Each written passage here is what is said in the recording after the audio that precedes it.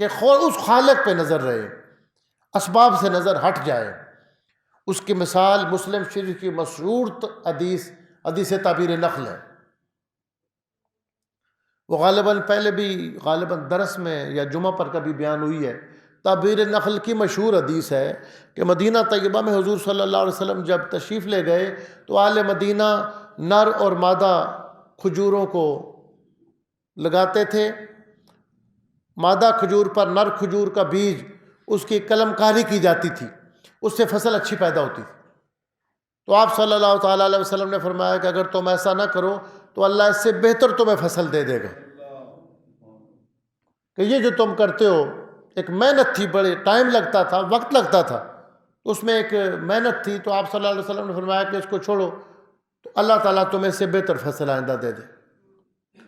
انہوں نے وہ نہیں کیا، وہ جو مخصوص طریقہ تھا قلم کاری کا، جو کھجوریں لوگ جس علاقوں میں رہتے ہیں جہاں کھجوریں ہوتی ہیں اور وہاں اس کی وہ قلم کاری کی جاتی ہے، وہ سمجھتے ہیں کہ وہ کیسے ہوتا ہے۔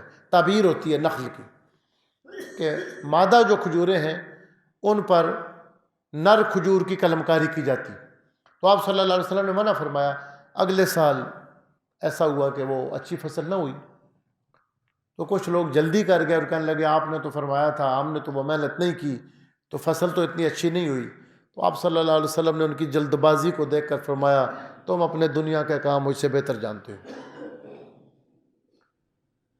اس کی متعدد شروعات کی گئی ہیں، اب وہ ساری بیان کرنے کا وقت نہیں ہے۔ امام ابن حجر عسقلانی نے اس پہ لکھا، امام نووی نے اس پہ لکھا، قاضی عیاض صاحب نے اس پہ لکھا، مسلم شریف کی جتنی شروعات ہیں ان میں سے ایک بات جو حضرت سیدی عبدالعزیز دباغ رحمۃ اللہ تعالیٰ علیہ نے بیان فرمائی ہے وہ ان کے ملفوظات البریز میں ہے۔